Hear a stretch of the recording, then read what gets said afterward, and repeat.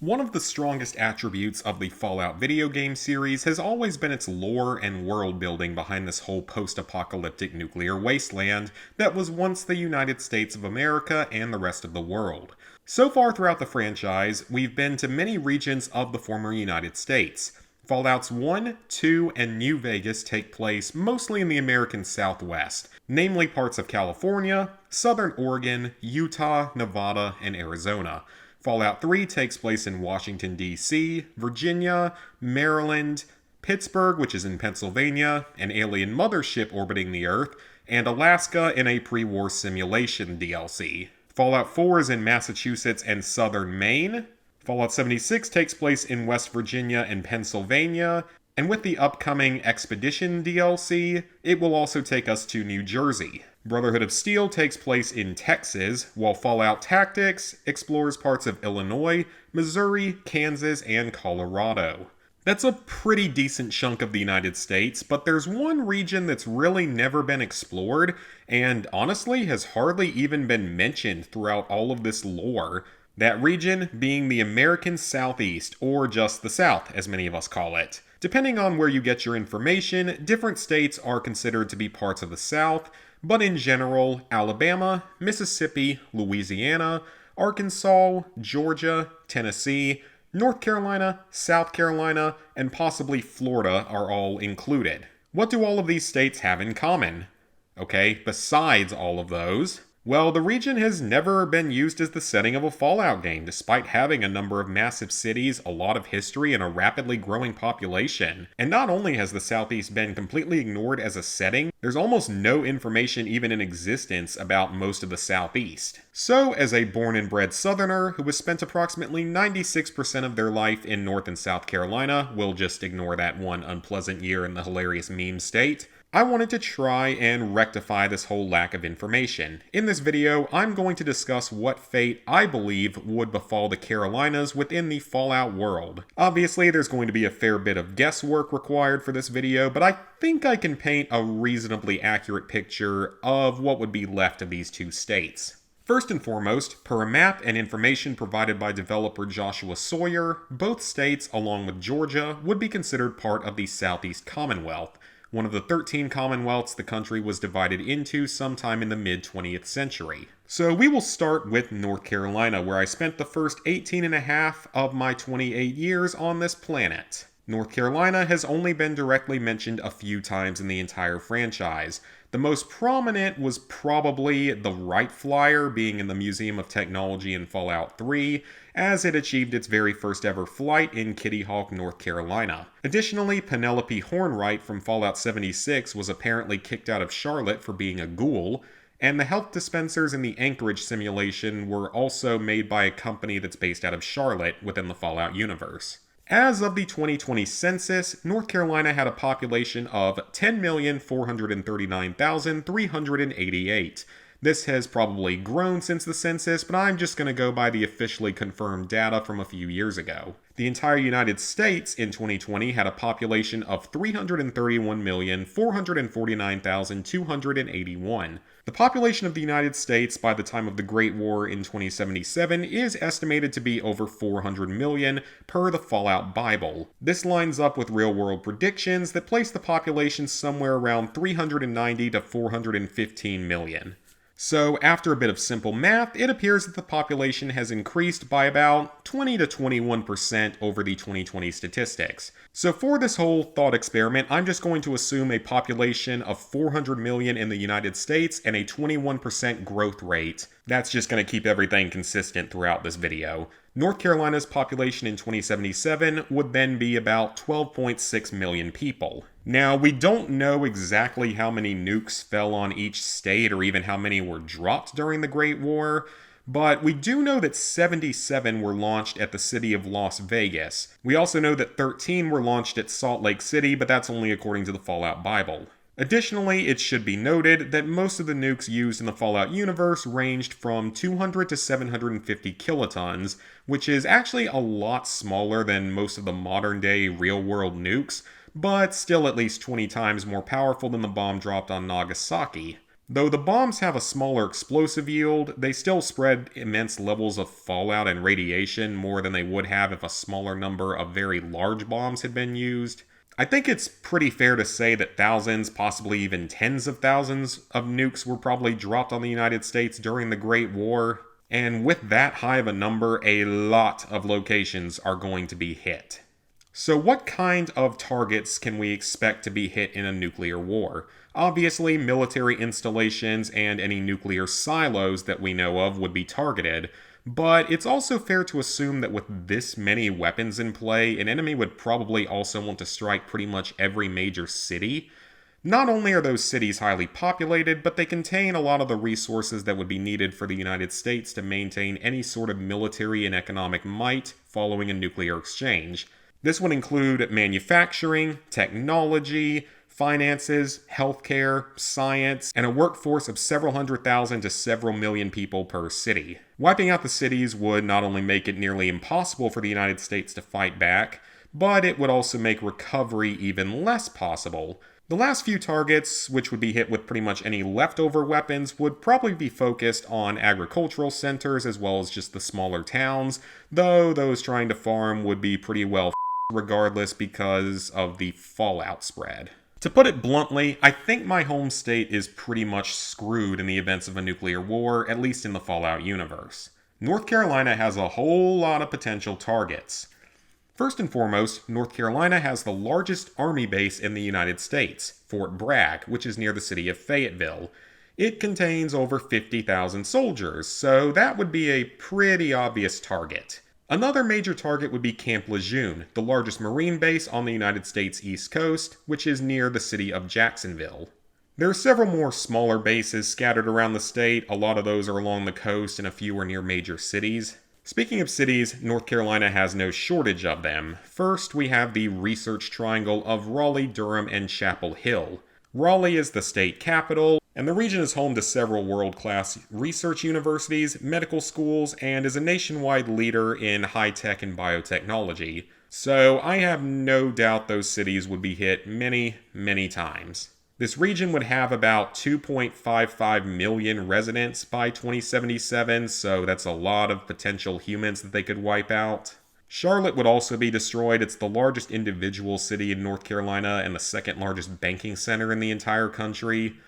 Its population would be a little bit over a million, specifically about 1,060,000.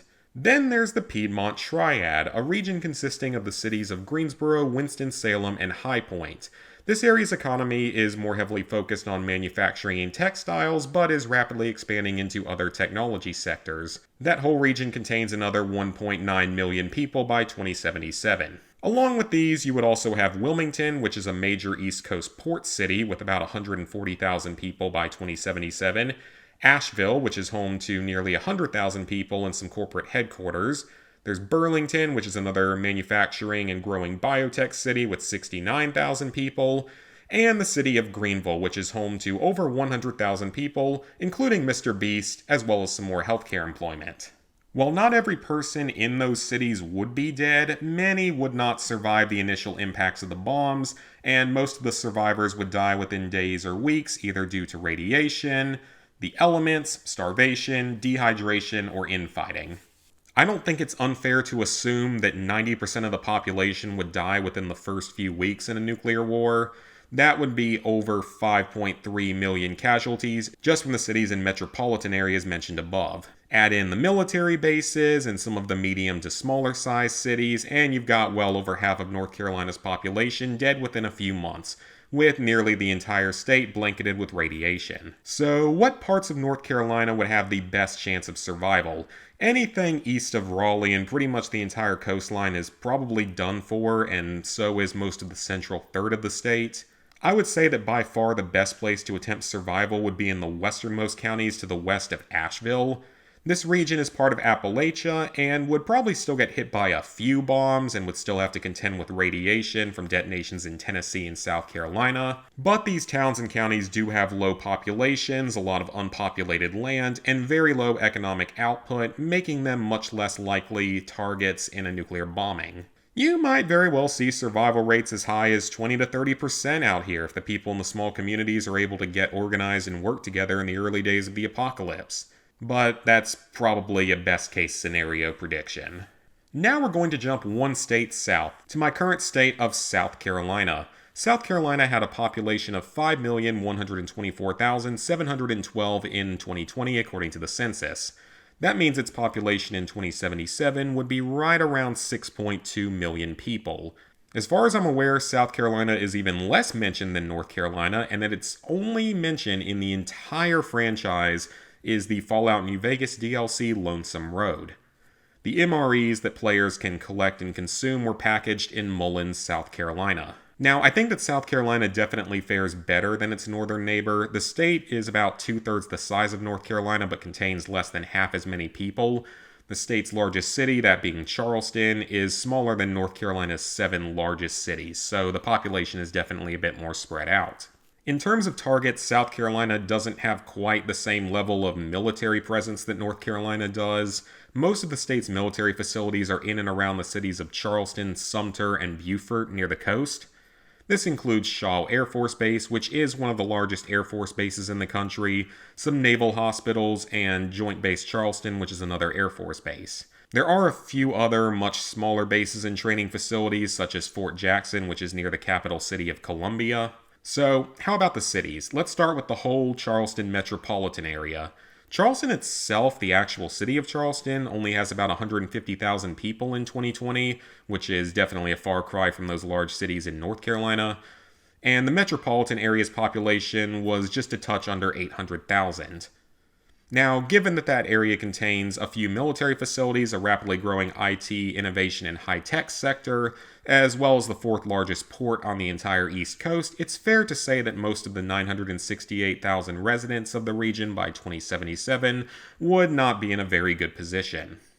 Next, we have Columbia, the state capital. It had about 137,000 people in 2020, so it would have about 166,000 by the time of the Great War.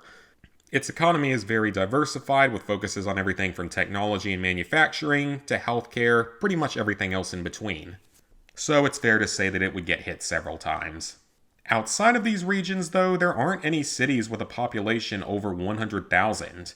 That being said, Greenville and Spartanburg counties in the upstate region of South Carolina do have a combined population of over 850,000, despite the fact that Greenville and Spartanburg themselves combined have fewer than 110,000 people within the cities, so it's very spread out. Now, this area is rapidly growing with an economy that's focused on healthcare, energy, and some manufacturing and tourism thrown in. These two counties would end up having a population of over 1 million people total by 2077, so it would probably be a target, and ZPTV headquarters might only survive depending on which way the wind blows.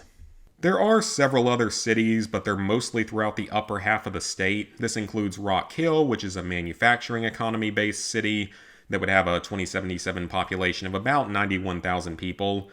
There's Florence, which also has some healthcare and finance focus to it. It would have about 48,000 people.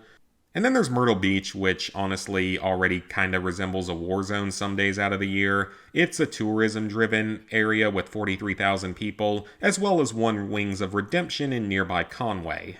All that being said, a majority of South Carolina is still pretty rural and less developed than a lot of North Carolina.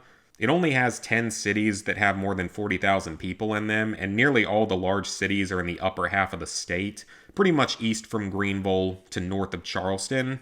So using the same math that I did for North Carolina, if 90% of the population in the bigger cities and military bases die in the first few weeks, that's about 1.3 million casualties. It would still be devastating, but it is actually less than a quarter of the state's population. Going to the lower half of the state, pretty much south of Columbia, Charleston, and Beaufort, would probably yield the best odds of survival. Those towns and counties have low populations, low population densities, low economic output, and actually already have a large focus on agriculture. That being said, this region would still have to deal with a lot of fallout coming up from Georgia, especially from the Atlanta region. There's also Augusta and Savannah that would probably get hit.